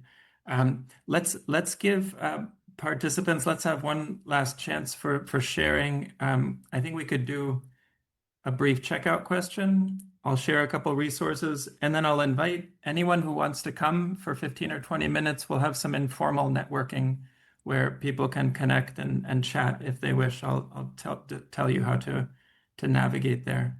As a checkout question, let's just share one thing, one feeling, one thought, one open question that you're experiencing right now as we close this session. Let's just pause for a moment, maybe take one deep breath and reflect. What is the feeling that you might have? What is a thought you're having? A question? Whatever's most present for you, feel free to share that in the text chat. And let's see, we can notice what people are sharing. I'll stop sharing my slides. Looks like people are starting to answer already. What is that one feeling or thought or question? Annalise in Germany or maybe in Ecuador is hopeful. Constancy from Amadou. Thank you, Amadou. I know that I can share just gratitude. I'm feeling very grateful. I think our speakers went above and beyond what we asked them to do today. So thank you to Hélène, to Amr, to Zainab. The word hope is coming up again. Let's see. Martin says, let's find the peace seekers out there now. That's what Amr was talking about. Yes, the peace seekers. I choose to walk the path of peace from this place. What step do I choose to take? Thank you, Justin. Hope is needed to change fate. That's from Maya. Mariana, I think maybe you're helping shift Maya away from her sadness. Very nice. Mariana's feeling gratitude, thanks to the speakers. Justin is expressing himself in an artistic way, perhaps, Amr, with flowers. There we go. Now we can move beyond words. Disruption is important for systems to adapt for new normal. Like when the business as normal is not peaceful, we need a new normal. Thank you, Zainab. Hope from Lulekwa. Catherine, the connection we're feeling here in the conference. Where are people in need of this connection of empathy? Yes, yes. Can I say something, Dominic? Yeah, please, Amr, come in. Yes. Yeah, actually, because I was actually intrigued by a closing point that Mariana said when she said we started with dilemmas and we are ending with dilemmas. And then I see one comment also came from, I think, Tyler about complicated questions. And that just reminded me of something I always say in my classes and teaching about peace and conflict. I tell people that if you're coming to a meeting like this, thinking that we have answers for everything, then you are in the wrong place. Instead, actually, I think I measure my effectiveness by how many more questions you walk away with, not by how many answers you'll be getting. And that doesn't mean that we just let's make things complex, but it means that hopefully we expanded your horizon and your understanding of very complex issues beyond how you are used to look at it. And in doing this, we hopefully made sure that critical thinking is sinking in, and we are thinking of new ways to think of the same issue, looking at new, as I mentioned, dimensions that increase our understanding. They don't leave us with answers to everything, but definitely they put us on the right track. And when you connect this to the fact that the business of peace doesn't end, doesn't stop, then yes, we will be continuously searching and looking for answers and adjusting as we move forward. So I just thought that I will add this to this very good closure that's happening now. Thank you. And maybe the degree to which we're a bit uncomfortable with some of those dilemmas is the degree to which we've really been honest today about the size of the challenge. Like, I don't think we've tried to make this a completely like feel-good conference where, but it's a reality check in certain ways. Hopefully people are taking away some hope. I'm seeing that word coming up a lot. That these are challenging times, and to listen to stories like yours helps us see some of that hope and possible ways forward. There are more comments coming in to the text chat, so feel free to read those. I can also share from the Collective Leadership Institute side, we can offer a few resources. For one, we're starting our new Young Peace Builders program in May. And so if you join our open courses in the coming year, you'll be sitting alongside young peace builders as well. So that's an open invitation. Specifically, if you want to learn more about the compass that we presented today, in June, there's a 3-day online or in-person workshop that you can join. We'll provide these slides. You're very welcome to come and go a little deeper. If some of you are asking about collaborations, how to really work on peace building initiatives, you're very welcome to come to an info session that's coming up on the 7th of May with my colleague Chol Pon. She can describe what partnership with CLI looks like and how we might get involved in joint peace building initiatives. This very broadly, you can look at other cases, maybe draw more hope from this book that we've written called Leading Transformative Change Collectively. It's open access, it's free, and has lots of case studies, further stories that hopefully inspire hope. And of course, we've been talking a lot about connection. One form of connection is on social media. So join us on LinkedIn, YouTube, Facebook, or Instagram. It's a real privilege to be part of this event with you. So thank you. We'll be putting the recordings on our website. We'll be putting the slide decks on our website. So you can view this again and again when you need a little bit of hope, a sense of connection, a sense of belonging to something bigger and important. Thank you.